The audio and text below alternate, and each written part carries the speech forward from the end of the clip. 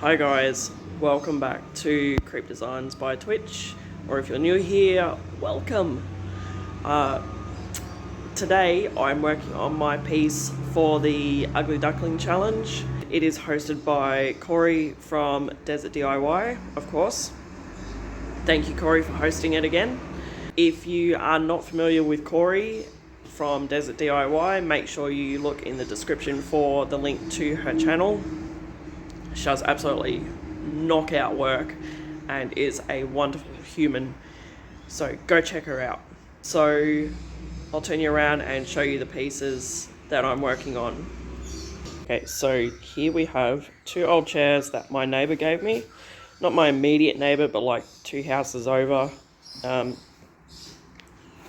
He gave these to me a while back, and they've been sitting under my house for ages, and I was having a hard time finding something to use for the Ugly Duckling challenge without forking out a big chunk of money on it. And I had these sitting here, so I figured I would go with these. Now, whilst you might be looking at them and going, they're not that ugly, when you look closer, the fabric is absolutely filthy. It's missing rattan out of the backs of the chairs. It's got little bits and pieces of damage everywhere, and they're a bit rickety, so I'm hoping I can get some repairs done fairly quick on these. I don't think I will see a huge turnaround on these. It'll depend on how well I can clean the seats up. Alright, so whilst a lot of people would probably paint over the seats on these, I think my favourite part of these chairs is actually the fabric, like the design on the fabric, the flowers. I actually really like them. So I'm going to be keeping the seats. It depends on how clean I can get them. If they don't clean up well enough, then I will have to revisit that and maybe consider painting the seats. But I'm really hoping I can clean them up well enough. Before I get too carried away, I want to say a quick thank you to Trina for buying me coffees in the Buy Me a Coffee app. I very much appreciate it. And if anyone else wants to do the same thing or find my affiliate Amazon wishlist or products used in the video or anything like that, my socials and all of that jazz will be in the description. So, alright, let's get started. Okay, so obviously the first thing I wanted to do before I went and did any cleaning was get rid of all the old cane webbing and sticks and dirt and crap that was stuck in here. I started off using a flathead screwdriver and a palette knife, but it wasn't really working. What I found worked best was laying it down on its back, and I actually used my cardboard scraper with one of the smaller, narrower blades on it, and it seemed to clean it out really well. I also used one of my smaller chisels in some parts, and that also did a good job.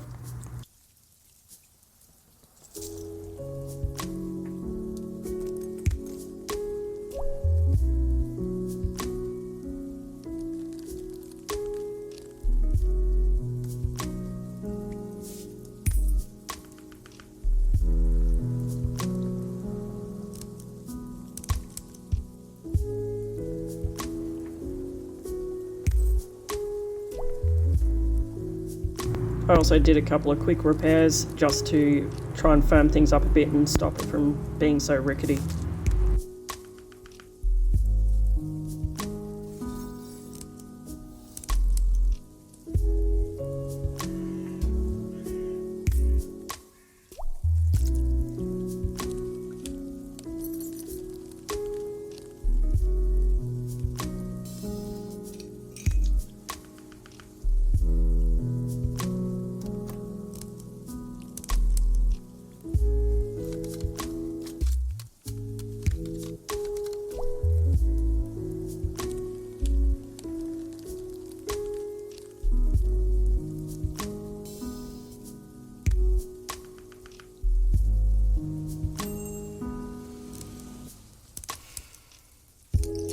whilst all of the repairs are drying, I just go over everything, underside included, with my dustbuster before giving it all a really good scrub with Cuts & Millie Clean Cut and hot water.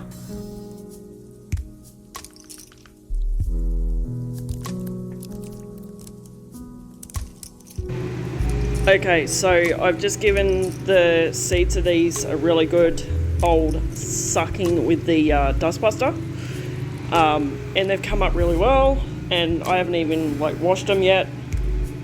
And look at that, man! If I could get that fabric, if someone knows of fabric or I don't know, tissue paper or something that is like this, like that colour scheme and the pattern even, please let me know in the comments, because I'd love to get my hands on something like that, because I'm going to have to cover it, because whilst I was vacuuming, this happened, and I wasn't putting any pressure on it at all, and it's just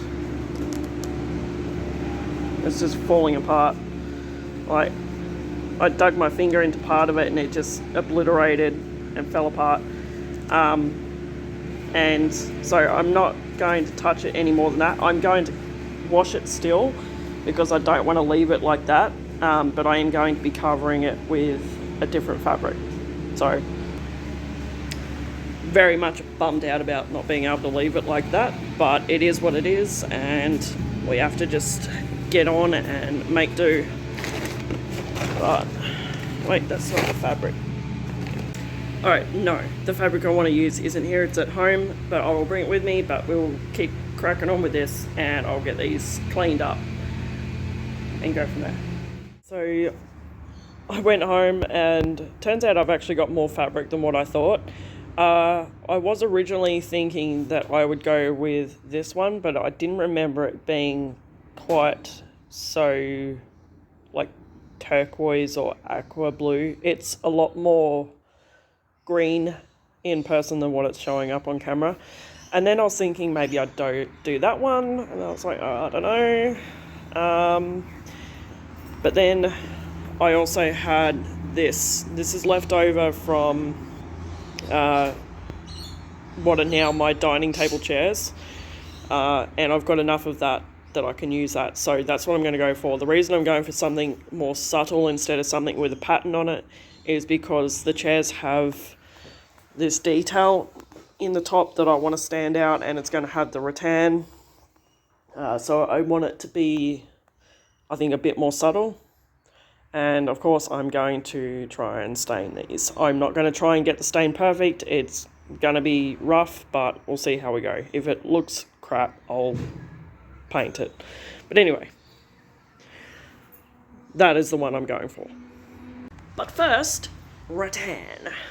Okay, so as much as I'd love to go into detail here about how I installed the rattan, it would end up being an hour-long video if I did it all here. So once you're done watching this one, if you want to see how I installed the rattan in detail and where I went wrong and all of that jazz, there will be another video after this one. I will put it up immediately after this one so that you can go straight there after this if you want to. But yeah, there were definitely mistakes made, and I share all of that with you in the other video, so make sure you check that out. I will put the link for that video in the description of this one. They didn't turn out perfect by any means, but I am definitely happy with them considering this was my first time having a go at it. Now I'm using 240 grit sandpaper to just sand off some of the old finish. It's coming off actually a lot easier than I was expecting it to, but it is worn down and very thin. Now the old me would have gone about this for about a week and gotten into all those little crevices and scraped and sanded and stripped all of those little detail parts. But the new me is all about, you know, going about things the easy way and working with it instead of against it, and not making things harder than they need to be. So I'm definitely going for the antique worn look on this, and I'm working with it and just leaving a lot of that old detail in it.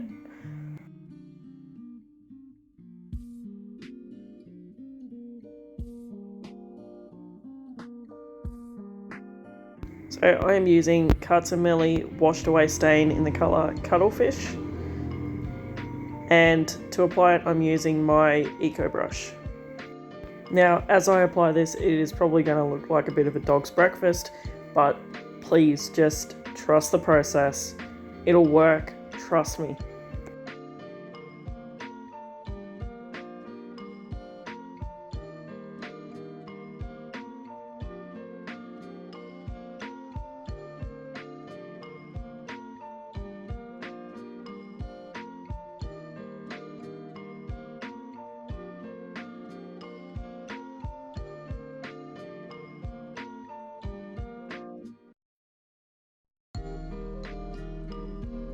So for the spindle legs, I kind of went for a more is more technique, and I kind of wanted it to build up a little bit in those little indent parts where it's darker. Not to cover the darkness, but to just kind of settle in there a bit and look a bit grungy and old. Overall, I did 1 to 2 coats. Some parts needed more than 2 coats. Other parts only needed 1 coat. It just depended on where I was working, because obviously I was working over the top of the old finish. So any parts that still had a slightly shinier finish on it needed a couple extra coats.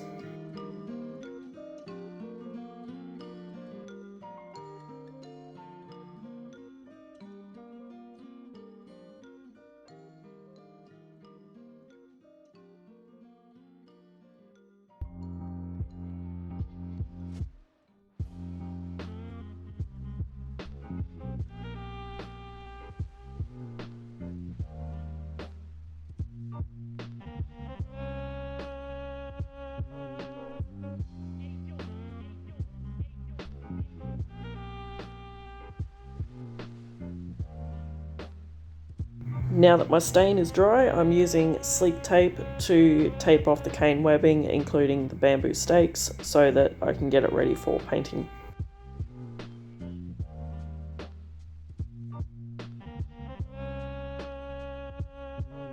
So because this is a plastic cane webbing, I'm starting off with Millie Boutique Primer and Adhesive Bond, and I'm literally just using it for the adhesive bond properties, which will make sure my paint sticks to that plastic webbing.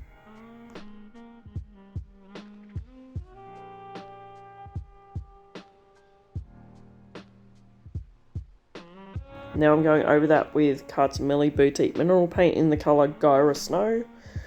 You won't really be able to notice any difference, but trust me, it is whiter and brighter.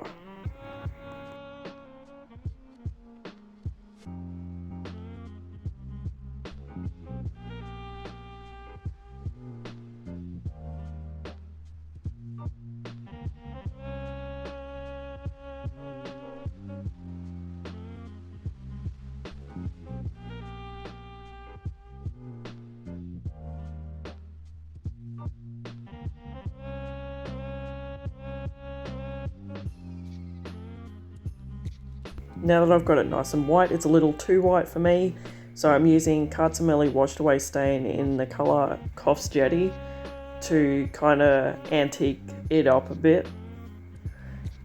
You could use a stain the way I am, or you could also use some watered down paint in your choice of colour, or you could also just dry brush it or use a coloured wax. But anyway, I'm just brushing it on. Mostly I'm brushing it around the edges. I am brushing it all over the centre of it as well, but I want it to be darker around the edges. So just brushing it on, and then I'll go over it with a rag and wipe it back. So after everyone's help on Facebook and Instagram, this is the fabric that I've ended up going with. The blue floral fabric that most people seem to love, I did not have enough of it, as it turns out.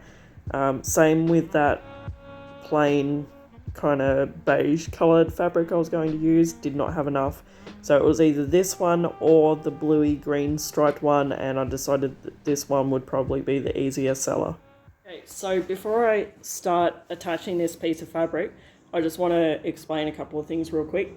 So first of all, I've gone with the stripes, which is apparently one of the more difficult things to upholster because you need to get the line straight. That piece of advice or warning was given to me by Jade from Fuller's Flips. I will link her business page in the description. And it was suggested to me that I should have an extra set of hands on with me to help me make sure that it's straight whilst I'm attaching it. I don't have that luxury, unfortunately, because I could ask my husband, but he's not really patient with these kind of things and would probably try to take over and think that he knows better. He doesn't. Anyway, so as always, when I encounter a problem or a potential problem, I like to come up with a one-person solution. So what I've done is I found the center line here,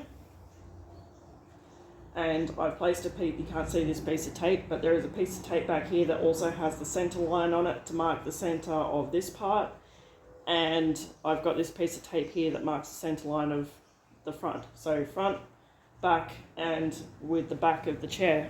So when I stand down here about where you are viewing from, I'll be able to see directly down that line of sight, and I'll be able to check that it is centered. And I've also done the same on the back. So hopefully that made sense. So by this point I have actually reupholstered a few items now. There was one I did recently that was a very, very intricately detailed, frilly little decorative chair thing, and I wanted to absolutely kill it and set it on fire by the time I was finished, but I got it done.